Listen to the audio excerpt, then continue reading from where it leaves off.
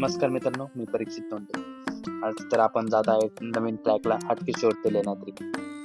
Just bag भरली, सकाळी fresh झालो आणि रूम मधून बाहेर पडलो.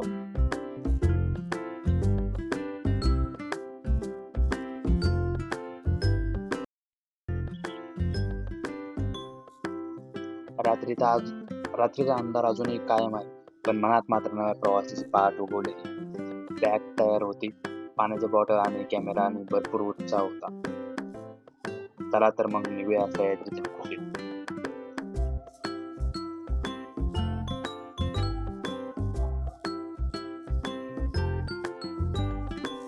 थोड्याच वेळात आम्ही बसमध्ये बसलो आणि पुणे शहर हळूहळू मागे पडत आहे. रस्ते शांत आहेत आणि समोर उगवणारा सूर्य नवीन दिवसाची सुरुवात करत आहे. प्रवासातील प्रत्येक किलोमीटर आपल्या निसर्गाच्या अधिक जवळ घेऊन जात आहे. जुन्नर तालुक्यात प्रवेश करताच सह्याद्रीच्या भव्य रांगा आपल्याला स्वागत करतात. इतिहासातील आध्यात्मिक निसर्ग सगळेच एका ठिकाणी अनुभवायला मिळणारा भूमी म्हणजे जुन्नर. इकडे पोहोचल्यानंतर आम्ही ट्रॅकला सुरू करण्याआधी थोडी ऊर्जा आवश्यक. गरमागरम पोहे, एक कप चहा आणि मित्रासोबतच्या गप्पा. डोंगर चढण्यासाठी शरीराला इंधन मिळाले. आता मन तर आधीच सह्याद्रीत पोहोचले आहे.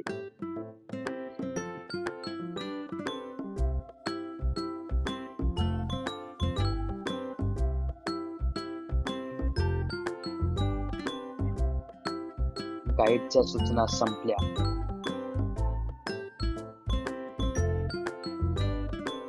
आणि आता सुरू झाला खरा प्रवास. पहिले पाऊल टाकताच शहरातील सर्व चिंता मागे राहतात. समोरच तर फक्त एकच सुटते, चालत राहणे आणि चालत राहणे.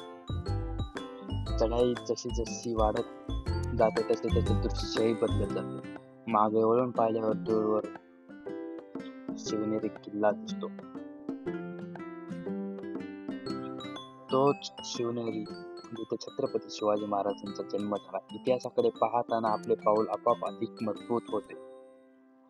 तो दिसतोय तो समोर शिवनेरी.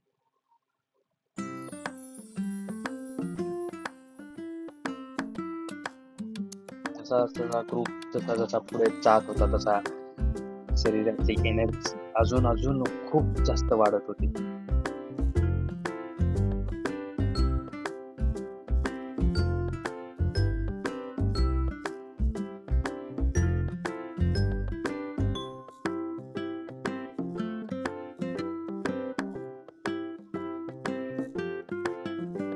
थोड्याच वेळात आम्ही पोहोचलो वरती मैदानाच्या प्रदेशामध्ये. तिथे थोडासा ट्रॅक, चढ उतार काही नव्हतं, सपाट भूमी होती.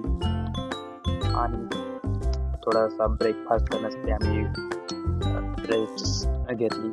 मी थोडीशी कोकोनट चक्की वगैरे पार्सल घेतली होती तिकडे जाऊन खाण्यासाठी, कारण सकाळचा मॉर्निंगचा ब्रेकफास्ट होता 6:30 ला. आणि त्यावेळेस टाइम झाला होता according to after 2 hours we can take a break for breakfast.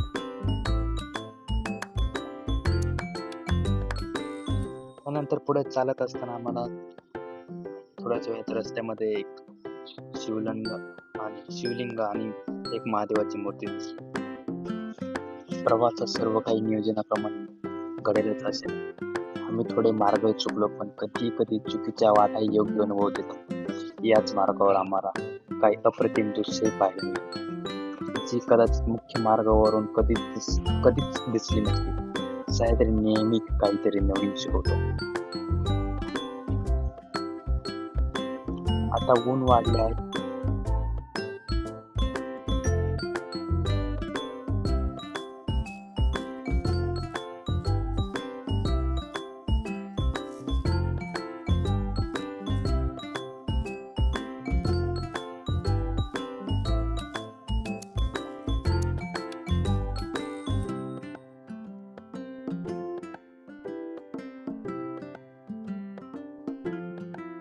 नंतर समोर येताच आम्हाला थोड्याच वेळात गाईडने त्या असलेल्या अद्भुत गुफेकडे घेऊन गेला.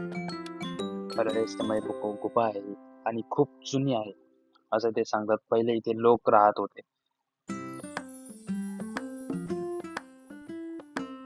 गुफा पाहिल्यानंतर आम्ही तिथून पण लगेच चालायला लागलो, कारण पुढे अजून एक गुफा होती, आम्हाला ती पण पाहायची होती.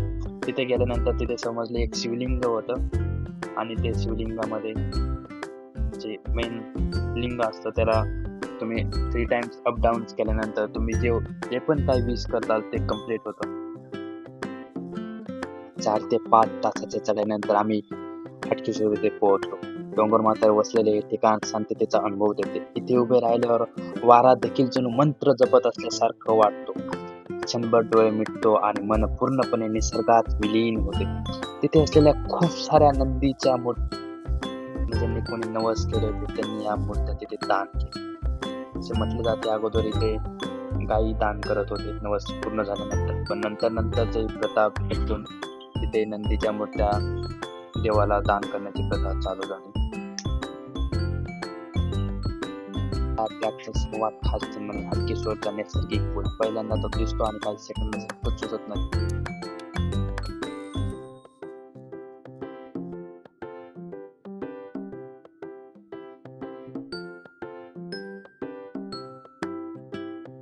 खांद्यावरील भार जड वाटू लागले, पण मन मात्र अजूनही ताजेतवाने आहे, कारण दूरवरील लेण्याद्री दिसू लागले. प्रवासाचा शेवट जवळ आला, पण अनुभवाची सुरुवात आत्ता होत आहे.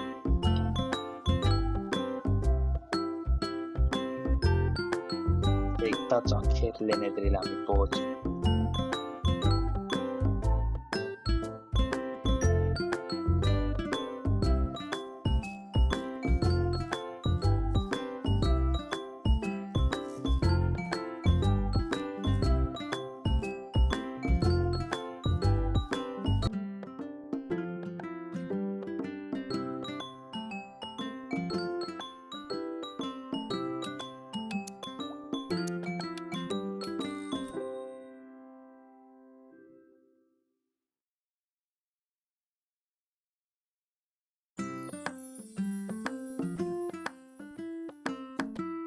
अखेर लेण्याद्रीला पोहोचलो. त्या श्रद्धा आणि निसर्गाचा सुंदर समोर डोंगरात कोरलेल्या लेण्या आणि गणरायाचे पवित्र स्थान. इथे पोहोचल्यावर थकवा नाहीसा होतो, उरते फक्त समाधान आणि कृतज्ञता.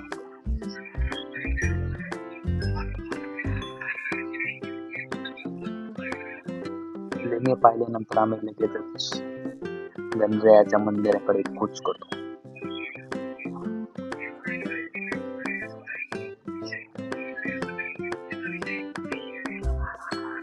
गणरायाच्या मंदिराकडे जात असतानाच मनात असलेली उत्सुकता अजून वाढते.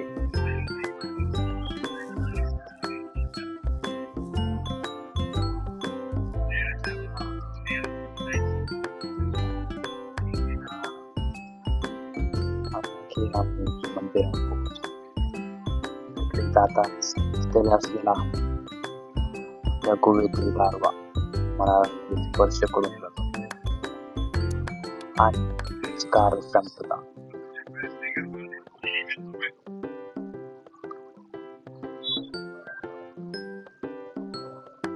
समोरच गिरिजात्मक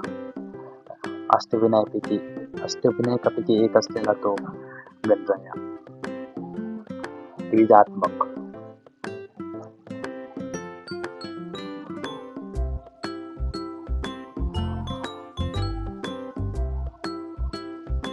त्यानंतर थोड्याशा लेण्या ट्रॅव्हल केल्या.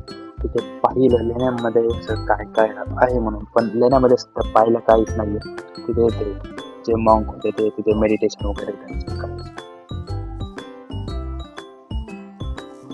तिन्ही लेण्यांमध्ये फक्त मेडिटेशन हॉल आहे, बाकी काही नाही पाहण्यासाठी दुसरे.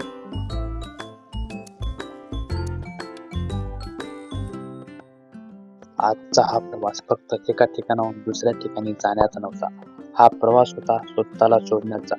सह्याद्री आपल्याला नेहमी एक गोष्ट शिकवते, शिखर गाठणे महत्वाचे आहेच, पण त्या शिखरापर्यंतचा प्रवास त्याहूनही महत्वाचा असतो.